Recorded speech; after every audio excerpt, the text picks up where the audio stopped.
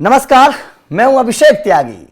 केरल में भाई साहब कांग्रेस बेदम और भाजपा हो गई बम बम, क्योंकि जिस केरल में चर्चा ये होती थी कि वहां बीजेपी अपनी जमीन को मजबूत नहीं कर पाएगी, कांग्रेस लगातार इस बात के बारे में बोलती थी, विपक्ष बड़ा मजबूत था, बीजेपी वहां पर कभी अभी तक अपनी जमीन को मजबूत नहीं कर पाई। राहुल गांधी अपनी साख को बचाने के लिए केरल पहुंच जाते हैं। जब उत्तर प्रदेश उनको औकात बताता है तो राहुल गांधी अपनी इज्जत बचाने के लिए केरल पहुंच जाते हैं। मतलब साफ था कि केरल के बारे में कहा जाता था और राहुल गांधी बड़े सीना चौड़ा करके कहते थे कि भाई साहब केरल में तो बीजेपी नहीं जाएगी, लेकिन अब केरल में भी कमल खिल गया है, केरल में भी भगवा फहरा गया है।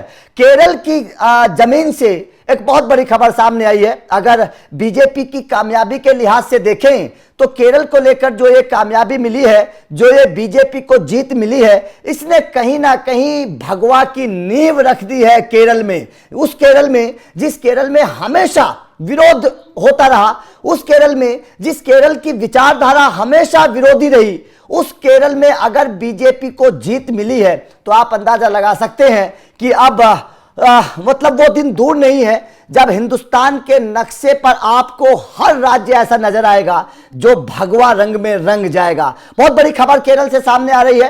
पंकज सर मेरे साथ मौजूद है। पंकज सर, राहुल गांधी तो बोलते थे कि भाई साहब केरल की जमीन पर तो भगवा नहीं लहराया जाएगा, वहां तो बीजेपी कम से कम अपनी नींव को मजबूत नहीं जमा पाएगी, अपनी नींव नहीं रख पाएगी। लेकिन अब तो खबर आ चुकी है केरल में भी बीजेपी को जीत मिली और जबकि कांग्रेस को हार मिली है। कैसी खबर है, क्या खबर है, पूरी जानकारी दीजिए सर। केरल नगर निकाय के चुनाव हुए थे जी, और सभी पंचायतों में और शहरी क्षेत्र में यह चुनाव था।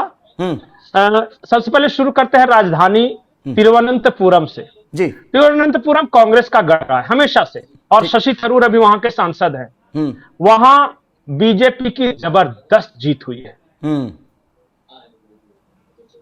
थरूर के गढ़ में कांग्रेस बेदम और कमल बम बम बम बम, हाँ, यही सुर्खियां हैं। हाँ, यही सुर्खियां हैं। सिर्फ तिरुवनंतपुरम ही नहीं, एक है पल्लिकड़, ये इलाका है, वहां से हमेशा बीजेपी का गढ़ रहा है। वहां बीजेपी ने लगातार तीसरी बार जीत दर्ज की है। 53 में से 25 सीटें बीजेपी के पास है, 17 सीटें यूडीएफ और 8 सीटें एलडीएफ। पल्लिकड़, तिरुवनंतपुरम और पल्लिकड़। उसके बाद थ्रिसूर और कोच्चि, यहां पे यूडीएफ थोड़ा आगे है, लेकिन पहली बार यहां बीजेपी का खाता खुल गया है। पीएम प्रधानमंत्री नरेंद्र मोदी का भी आ गया है ट्वीट इस पे। उन्होंने तिरुवनंतपुरम की जीत के लिए कहा कि एक बार राजधानी फतह हो जाए, राज्य तो अपने आप हो ही जाता है। तो उन्होंने थैंक यू तिरुवनंतपुरम लिखा है। केरल की लड़ाई बेहद अलग है। मतलब मैं इसलिए बोल रहा हूं कि इस देश में दो ऐसे राज्य हैं जहां बीजेपी आइडियोलॉजिकल लड़ाई लड़ रही है, बंगाल और केरल। और पूछे ये क्यों? क्योंकि ये दोनों राज्य लेफ्ट यहां पे बहुत मजबूत है, लेफ्ट बनाम राइट, इसकी लड़ाई है।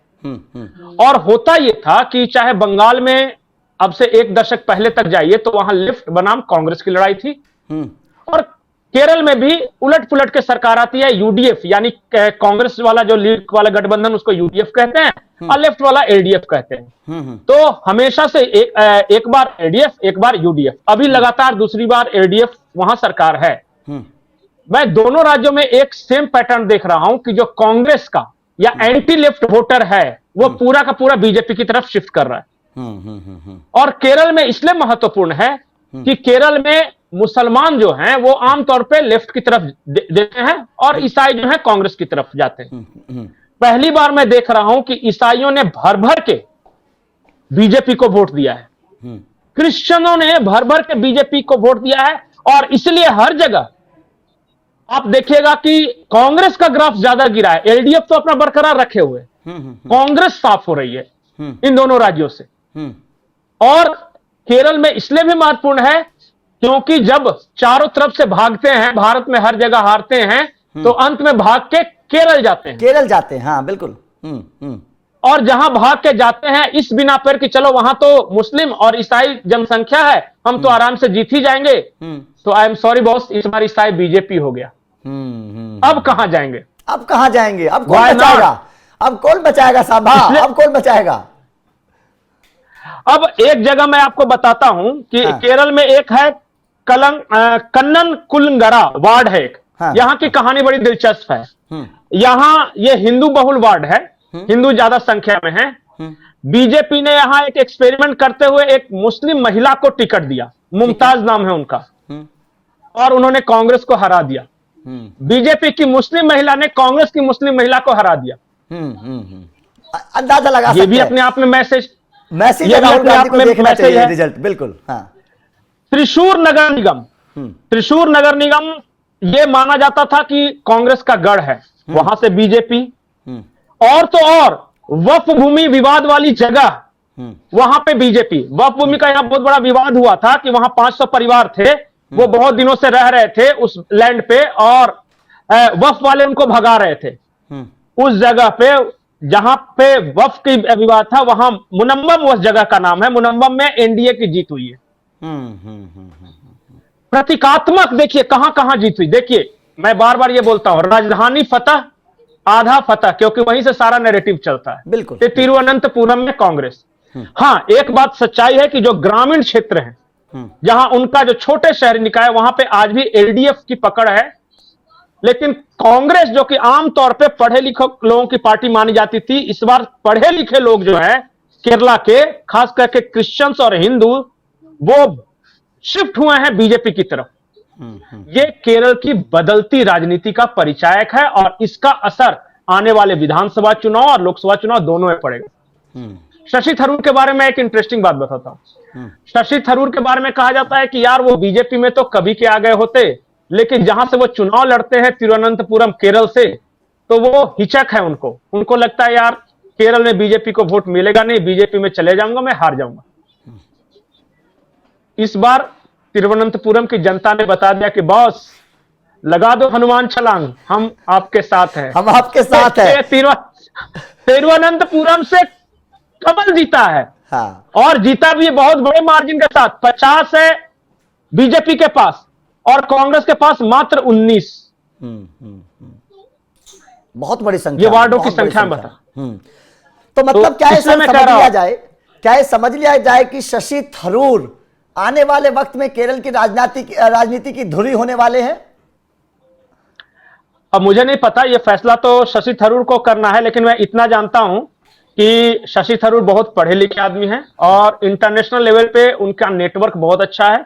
नरेंद्र मोदी लंबे अरसे से चाह रहे थे कि उनके नेटवर्क का इस्तेमाल भारत की भलाई के लिए किया जाए, और जब भी इस तरह का इंपॉर्टेंट मैटर आता है, जैसे ऑपरेशन सिंदूर के बाद जो डेलीगेशन जाना था, तो सबसे इंपॉर्टेंट कंट्री अमेरिका, वहां शशि थरूर को भेजा गया।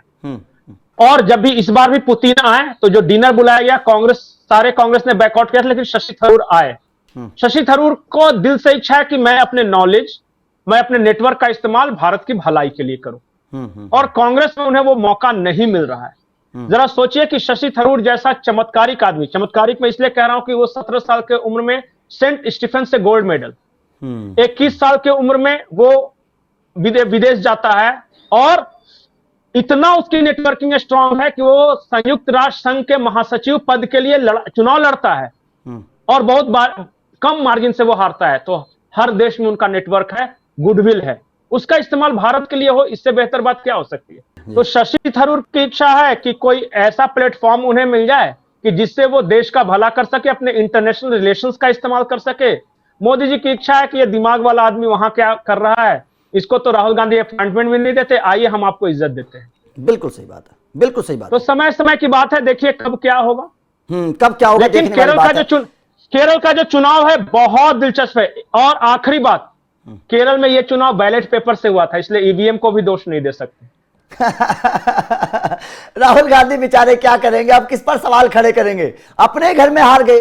क्योंकि देखिए हिंदी पट्टी राज्यों से तो कांग्रेस पहले से ही खत्म होती जा रही है, केरल को उनका गढ़ माना जाता था, अब केरल में भी भगवा लहरा गया है, वहां भी बीजेपी की नींव रखी जा चुकी है। जो नगर निकाय के चुनाव हुए हैं उनमें जिस तरीके से ये जीत मिली है, ये कहीं ना कहीं भविष्य को लेकर बड़े संकेत दे रहे। जी पंकज सर।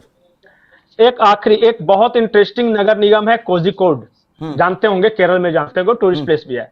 वहां पे बीजेपी की महिला मोर्चा की अध्यक्ष नव्या हरिदास थी, वो खुद तो जीती हैं। वहां का रिजल्ट है बीजेपी 21, लेफ्ट 20, कांग्रेस 12। हाँ, तो मतलब साफ है, रिजल्ट साफ तौर पर संकेत दे रहा है कि अगर इतनी बड़ी संख्या में जीत मिल रही है तो मतलब जमीनी स्तर पर बीजेपी वहां पर नींव रख चुकी है। जिस केरल की चर्चा होती थी कि यहां पर बीजेपी की नींव कभी नहीं रखी जा सकती, वहां पर बीजेपी ने अपना भगवा फहरा दिया है। वो वक्त दूर नहीं है जब वहां भी बीजेपी की सांसद की बात करिए या फिर आप विधायकों की बात करिए, वो संख्या बड़ी मात्रा में होगी। खैर, आपका बीजेपी की इस जीत पर क्या कहना है और इस जीत से, बीजेपी की इस जीत से कांग्रेस को कितना बड़ा झटका लगने वाला है, कमेंट करके अपनी राय जरूर दीजिएगा। शशि थरूर का कितना बड़ा योगदान आप देख रहे हैं, बहुत बड़ा मुद्दा केरल में शशि थरूर का भी रहने वाला है, कमेंट करके बताइएगा। बाकी लगातार अपडेट मिलते रहेंगे। Thank you very much.